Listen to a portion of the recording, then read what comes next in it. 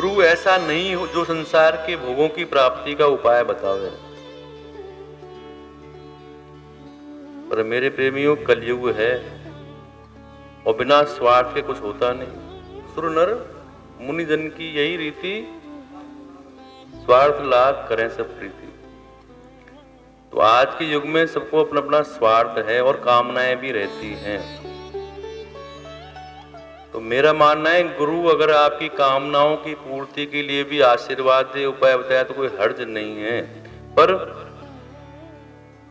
जो परमात्मा का मार्ग है, परमात्मा के प्राप्ति का मार्ग है, उस पर आपको अवश्य चलना चाहिए। नारद जी कहते हैं ध्रुव जी से कि ऐसे गुरु से कोई लाभ नहीं होता जो भगवान को छोड़कर अन्य देवी देवताओं की पूजा बतावे।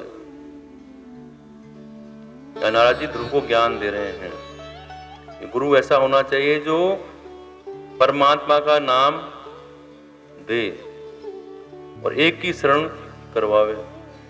ऐसा गुरु होना चाहिए। भगवान शिव और सती का संवाद चल रहा था। भगवान शिव कहते हैं कि नारायण के भजन से ही सद्गति प्राप्त होती है, मोक्ष प्राप्त होता है, और वो सच्चे गुरु के संबंध से ही संभव हो सकता है। ये पद्म पुराण का वर्णन है, उसमें भगवान शिव और सती का संवाद है। सती जी पूछती हैं गुरु कैसा होना चाहिए भगवान शिव से।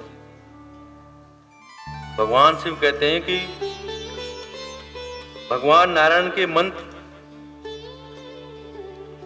को वैष्णव गुरु से प्राप्त करना चाहिए।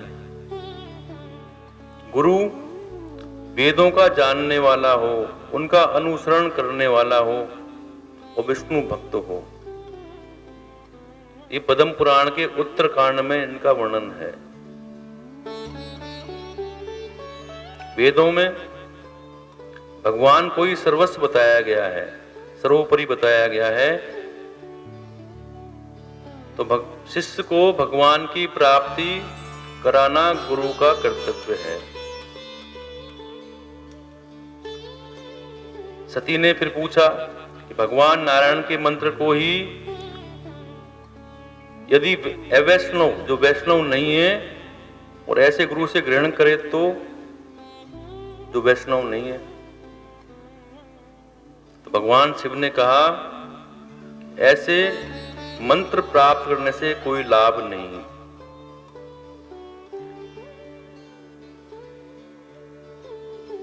फिर सती ने सवाल किया कि किसी ने पहले गुरु बना लिया हो तो जो वैष्णव नहीं है।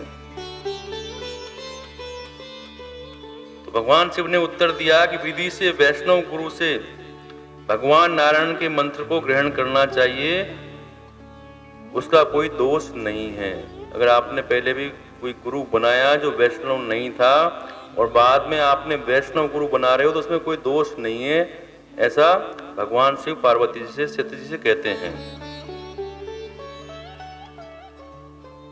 वैष्णव भगवान शिव की कभी निंदा नहीं करते।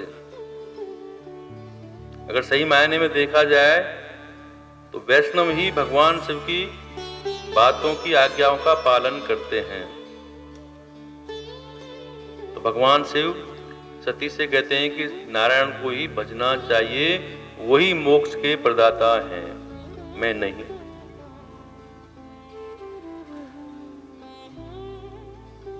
नारद जी यहां पर समझा रहे हैं कि धर्म, अर्थ, काम, मोक्ष की प्राप्ति के लिए एकमात्र उपाय है भगवान नारायण के श्री पदों की सेवा करना।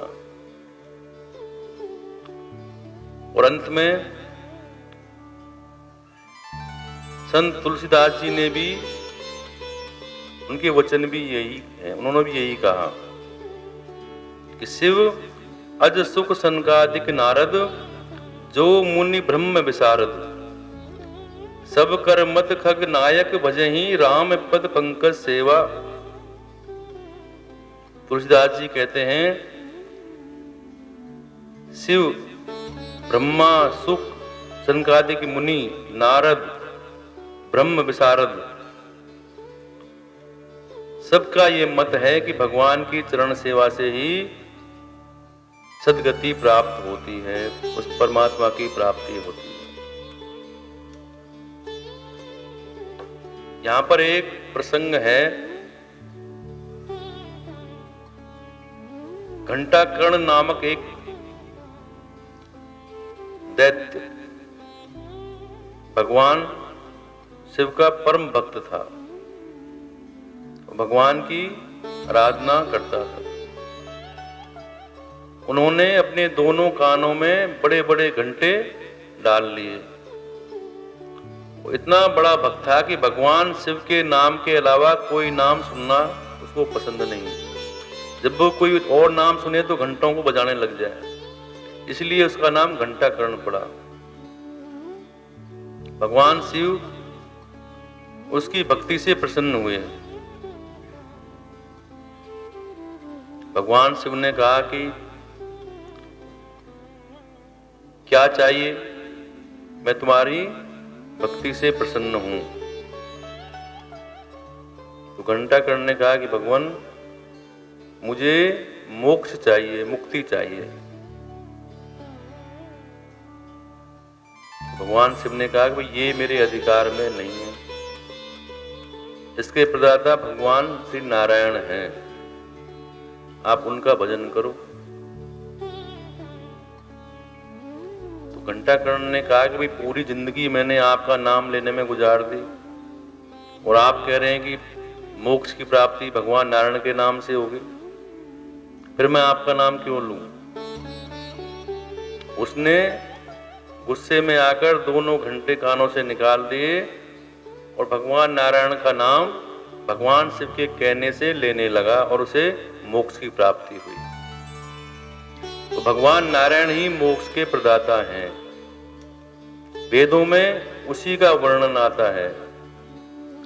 एक ब्रह्म जो है, परमात्मा है, सारे वेद उसी का वर्णन करते हैं।